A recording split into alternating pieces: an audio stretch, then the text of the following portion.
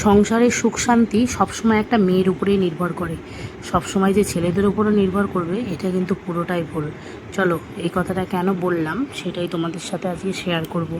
Hello my lovely viewers, কেমন আছো সবাই? আশা করি সবাই খুব খুব ভালো আছো, আমরাও বেশ ভালো আছি। তো আজ হচ্ছে বৃষ্টি বৃষ্টি ওয়েদার, আর কালকেই হচ্ছে ষষ্ঠী। তো সকাল সকালে বৃষ্টি ওয়েদার জন্য ভাবছিলাম খিচুড়ি খাবো খিচুড়ি খাবো, তারপরে আমার ননদিনী দেখছি খিচুড়ি রান্না করেই নিয়ে চলে এসছে। তোমাদের দাদাভাইকে বললাম খিচুড়ি করি, বললো এখন করতে হবে না, রাতে করো। যাক, মনটা একটু খারাপ হয়ে গেল। আর মনটা খারাপ হলেও কোনো ব্যাপার না, কারণ সকালে খিচুড়ি করলে সকালে বাড়িতে কেউ খেতে চায় না, আবার দুপুরে সেটা কে খাবে, আবার দুপুরে আলাদা রান্না করতে হবে। আমারই অবশ্য ঝামেলা হতো, রাতেবেলা একটু খিচুড়ি করলে কোনো প্রবলেম ছিল না। যাই হোক, যেই মন সেই কাজ। আমার ননদিনী খিচুড়ি করেছে সকালবেলা, সে সকাল আর দুপুরের জন্য রান্না করেছিল। তারপরে তার ভাইকে ফোন করলো, ভাই খিচুড়ি খাওয়ার জন্য বাড়িতে চলে এসেছে। আর আমরা সবাই খিচুড়ি, ডিমের অমলেট, পাঁপড় ভাজা দিয়ে খেয়ে নিচ্ছিলাম। আর সকালবেলা খিচুড়ি খেলে জানো তো গ্যাসও হয়। যাই হোক, সকালবেলা আমরা খিচুড়িটা খেয়ে নিয়েছি। তারপরে ভেবেছি দুপুরে কি রান্না করব। মা বলছে কালকে যেহেতু ষষ্ঠী, আজকে তাহলে অন্যরকম কিছু রান্না করা যাক। কালকে যেহেতু মাংস মাছ করেছিলাম, আজকে তাহলে একটু সয়াবিন করো।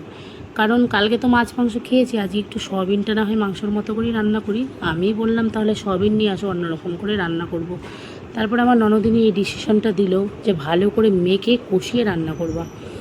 যতই মেখে কষিয়ে রান্না করো না কেন, সে মাংস তো মাংসই আর সোয়াবিন তো সোয়াবিনই, তাই না? এটা তো মাথায় রাখতে হবে। যার লেভেল যেইখানে, কথাটা তো মানো।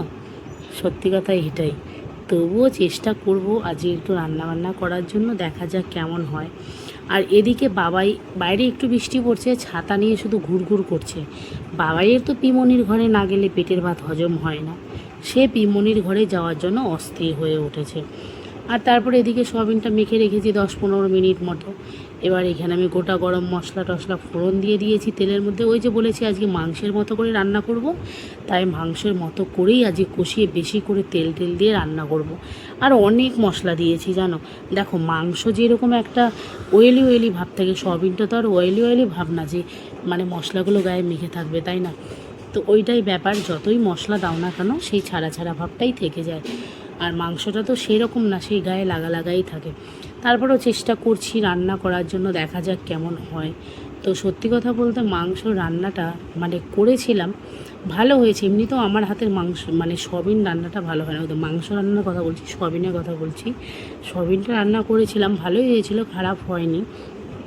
কিন্তু কি বলতো, যতই রান্না করো না কেন, একটা কথা ওই যে বলবো, সোয়াবিনের জায়গায় সোয়াবিন আর মাংসের জায়গায় মাংস, দিন আর রাত একটা ব্যাপার আছে না, ওইটাই। তো সোয়াবিনটা মোটামুটি ভালোই হয়েছে, মানে অন্য দিনের তুলনায় একটু ভালোই হয়েছিল আর কি, বলা যায় চলে। তো তারপরে ওই যে যেই কথাটা বললাম, যে একটা মেয়ে যদি সংসারে চায় যে সুখ শান্তি বজিয়ে রাখতে পারবে, অবশ্যই পারবে। আমি সব সময় একটা কথাই বলবো, হ্যাঁ আমি মেয়ে হয়েই বলবো কথাটা, মানে সব সময় যে ছেলেদের জন্য অশান্তি হয় একদমই না, মেয়েদের জন্যই বেশিরভাগ সংসারে অশান্তি হয়। কেন বললাম জানো? কারণ একটা মেয়ে চাইলে সংসারে সুখ শান্তি অবশ্যই বজায় রাখতে পারে। একটা মেয়ে যদি চায় সংসারে আমি শান্তি বজিয়ে রাখবো, সংসারটা আমার মতো চলবে, আমার কথা মতো চলবে, সবসময় আমি লোকের থেকে এক্সপেকটেশন রাখবো কিন্তু নিজের থেকে কিছু দেওয়ার চেষ্টা করব না, তাহলে সেই সংসারে কোনো দিন শান্তি আসে না। নিজের দিক থেকেও অনেকটাই নিজের দিক থেকে অনেকটাই দেওয়ার চেষ্টা করতে হয়। একটা কথা জানো তো, তুমি যদি কাউকে ভালোবাসো অবশ্যই তোমাকে কেউ ভালোবাসবে, এটা মানো তো? তুমি ভালোবাসলে তারা তোমাকে ভালোবাসতে বাধ্য, এই জিনিসটা অন্তত আমি মানি। আর এটাও তোমাকেই মানতে হবে, ঠিক আছে? হ্যাঁ, এই কথাটা কার উদ্দেশ্যে বলেছি জানি না, তবে এই কথাটা আমার মনে হলো তাই আমি বলছি, ঠিক আছে? ওই যে জুতো ছুঁড়ে মারলাম, পায়ে কার পায়ে গিয়ে লাগবে আমার জানি না। তো একটা কথাই বলবো, একটা মেয়ে চাইলে সংসারে সুখ শান্তি বুঝিয়ে রাখতেই পারে। তো ঠিক আছে, অনেক কথা বলেছি। মেয়েদের জন্যই বেশিরভাগ সংসারে অশান্তি হয়, আর ছেলেদের জন্য অবশ্যই হয়। ছেলেরা যে সাধু পুরুষ সেটা আমি কখনোই বলি না, কিন্তু মেয়েদের জন্যই বেশি হয়। মেয়েরাই সবসময় সংসারে বেশি অশান্তি করে, সব মেয়ের কথাই বলবো, হ্যাঁ বেশিরভাগ মেয়েরাই হয়। তো তারপর ওদিকে আমি সয়াবিনটা রান্না করে বাবাইকে বলছিলাম, দেখো বাবাই খেয়ে দেখো কেমন হয়েছে। বাবাই বলছে ভালোই হয়েছে মা, আমাকে আরেকটু দাও। তো বাবাইকে ফার্স্টে 4 পিস দিয়েছি, দিয়ে তারপরে আবার দেবো। দিয়ে বাবাই বলছে ভালোই হয়েছে। আর সয়াবিনটা ভালোই হয়েছে, মোটামুটি খারাপ হয়নি, অন্য দিনের তুলনায় ভালো হয়েছে। মানে সোয়াবিন যদি কেউ রান্না করতে জানো ভালো করে, মানে একটু বলো তো কেমন করে রান্না করলে ভালো হবে। আমারও তো সোয়াবিন রান্নার ব্যাপারে কোনো আইডিয়া তেমন নেই, তবুও একটু চেষ্টা করি ভালো করে রান্না করার। আর এই দেখো ফাইনালি আমি সোয়াবিনটা রান্না করেছি। হ্যাঁ, তো যাই হোক, এদিকে শাশুড়ি মা বলেছে আজ একটু বাজারে যাবে। শাশুড়ি মায়ের নাকি অনেক দিন ধরে বিরিয়ানি খেতে ইচ্ছা করছে। আর সত্যি কথা বলতে জানি না কার কি মানে আমার শাশুড়ি মা যদি কখনো বলে যে আমার এটা খেতে ইচ্ছা করছে, ওটা খেতে ইচ্ছা করছে, আমার না মনটা কেমন একটা খারাপ খারাপ হয়ে যায়। ভাবি আমি খাওয়াতে পারলাম না, মানে এরকমই একটা আমার মধ্যে আর কি এরকম একটা ফিলিং। তো ওই জন্য এইদিকে তাড়াতাড়ি আমি লাগিয়ে দিয়েছি। এদিকে বাবাই তো জল কাদার মতো খেলা করছে, আর ভাবছি তাহলে। আর সকালে বৃষ্টি হচ্ছিলো জন্য উঠানটাও ঝাড় দেওয়া হয়নি, ওই জন্য তাড়াতাড়ি করে উঠানটাও একটু ঝাড় দিয়ে নিচ্ছিলাম। মা বললে উঠানটা ঝাড় দিয়ে নেওয়ার, আমাদের উঠানটা তো একদম একটুখানি। দেখো অনেকে আমাদের এই অল্প জায়গা নিয়ে অনেক কথা বলে, কিন্তু আমার তাদের কিছু যায় আসে না। আমি ওই যে বললাম, নিজে যদি সুখ শান্তিতে থাকতে পারো, শান্তিটা হচ্ছে নিজের কাছে, সুখটা নিজের কাছে, শান্তিটা পরের কাছে। তো সুখ শান্তি নিজের কাছেই। তো যাই হোক, তারপরে এদিকে রেডি স্টেডি হয়ে নিয়েছি, এখন বাজারে যাবো জন্য। রাস্তায় জল কিন্তু জমেনি, ঠিক আছে। আর এই যে আমরা এখন বেরিয়ে পড়েছি, ওই যে চলে এসছি হানিমানি দেখতে দেখতে চলে এসছি না? হানিমানি দেখতে দেখতে চলে এসছো বলো?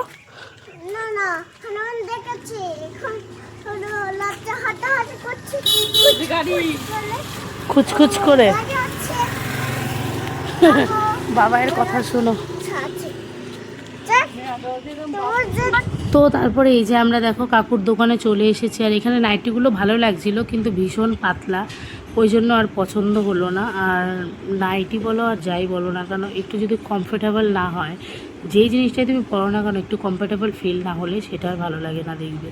তো তারপরে এখানে কাকুর ছেলের দোকানে চলে এসেছি। তো এখানে বললো যে পাওয়া যাবে না, ওপরে যেতে হবে। তো ওপরে হেঁটে হেঁটে গিয়ে আবার, আর আমার তো শরীরটা খুব খারাপ লাগছে। সেই সকালে একটুখানি ভাত খেয়েছি, দুপুরে খাওয়া হয়নি। তো মানে আজকে লাঞ্চটা শাশুড়ি মায়ের সাথেই বাজারেই করব। তো ওই জন্য দেখো কেনাকাটা করে নিলাম, 3খানা মতো নাইটি নেওয়া হলো। তো তারপরে বাজারে চলে এসেছি বিরিয়ানি খেতে। তো ওই যে এখানে না বিরিয়ানিটা বেশ ভালো করে জানো, বেশ পেট পুরে আমরা সবাই বিরিয়ানি খেয়ে নিয়েছি। আর তারপরে আরেকটু কেনাকাটা করতে হবে, যেহেতু কালকে ষষ্ঠী, ওই জন্য এখানে ফল বাজারটা যা সব কিছুই করতে হবে। আর আমাদের ষষ্ঠী পুজো আছে আমাদের মধ্যে, তো ষষ্ঠী পুজোটাও করতে হবে। আর এই দেখো এদিকে ফলের দোকানে চলে এসেছি। আর এই ফলের দোকানের সামনে আসলে বাবাই একদম ড্রাগন ফল দেখলে অস্থির হয়ে যায় জানো। ওই জন্য এই দেখো আমি বাবাইকে একদম ধরে রাখার চেষ্টা করছিলাম, আর মা ওইদিকে একটা ড্রাগন ফলও নিচ্ছিল, কারণ নাতিন ড্রাগন ফল খাওয়ার জন্য পাগল হয়ে যায়। আর ফলের যা দাম, তারপরে আবার ড্রাগন ফলের সবচাইতে বেশি দাম। একখানা ড্রাগন ফল নিয়েছে 80 টাকা না 90 টাকা দিয়ে। যাই হোক, আর কী করা যাবে। তারপরে এদিকে তো মা এই কাঁচা ফলগুলো নিয়ে নিচ্ছিল। তো কাঁচা ফল যেহেতু দিতে হয়, আর দেখো কাঁচা ফলগুলোও কত দাম নেয় জানো। তো তারপরে আমাদের বাজার টাজার হয়ে গেছে, এখন আমরা বাড়ি ঘুরে যাচ্ছি। আর সত্যি কথা বলতে আজকে বাজারে এসে আমরা ভীষণ মজা পাচ্ছিলাম। কেন জানো? কারণ আজকে ওয়েদারটা এত ভালো ছিল, ওই জন্য ভীষণ ঠান্ডা ঠান্ডা ওয়েদার ছিল।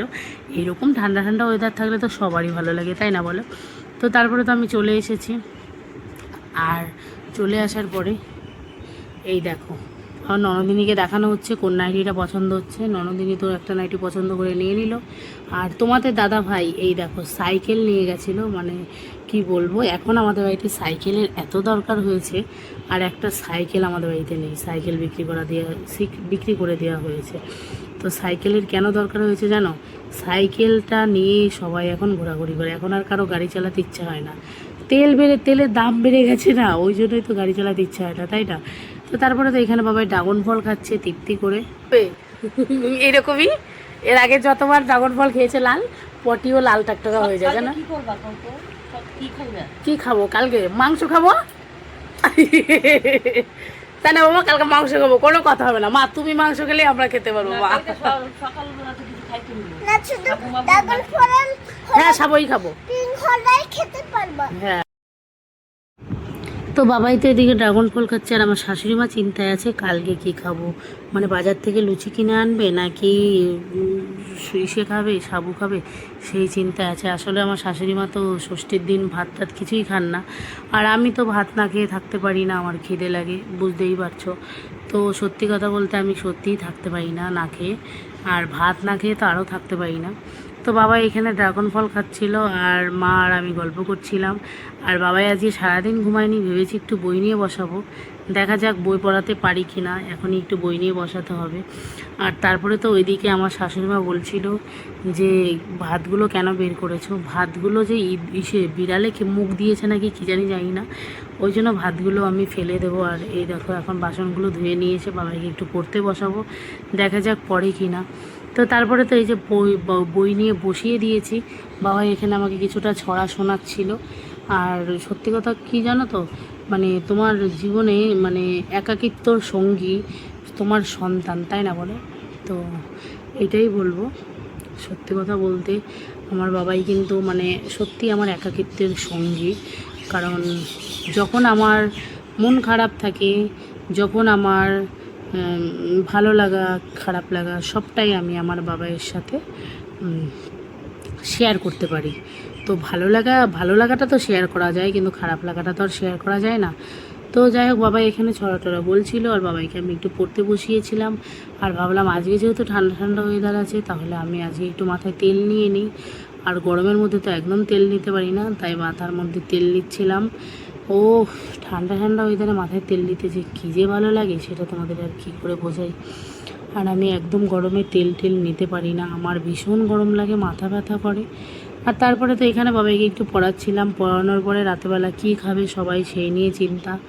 তো তারপরে মাকে বললাম একটু ডাল সিদ্ধ বসিয়ে দাও, দেখি কোনো টেকনিক খাটানো যায় কি না। তো তারপরে দুইখানা আলু সেদ্ধ ছিল, সেইটা ভালো করে পেঁয়াজ টেয়াজ দিয়ে ফোড়ন দিয়ে ভেজে টেজে দিয়ে ডালের মধ্যে করে একটু ঘন ঘন করে নামিয়ে নিলাম। সবাই এটা দিয়ে রাতেবেলা ভাত খাবে, শুধু ভাত তো আর খাওয়া যায় না বলো। তো তারপরে এটা করে নিলাম। আর সত্যি কথা বলতে মাথায় তেল দেওয়ার পরে আমার রান্নাবান্নাও করতে ইচ্ছা করে না, কিন্তু করতে তো হবেই বলো, সংসার বুঝতেই তো পারছো। তো তারপরে সবারই করতে হয় আর কি, এটা আমার যে শুধু করতে হয় তা না। আর ওদিকে বাবাই ঘুমিয়ে পড়েছে, বাবাইকে খাইয়ে আমি খেয়েটে বাবাইকে ঘুম পাড়িয়ে দিয়েছি। আর সামনে কালকে যেহেতু মানে ষষ্ঠী, ওই জন্য একটু গ্যাস ট্যাস মুছেও রাখছি। সকালবেলা কাজের চাপ হয়ে যায় প্রচুর, মাথা ব্যথা করে, আর ঘুম থেকে উঠেও এত কাজ করতে ভালো লাগে না।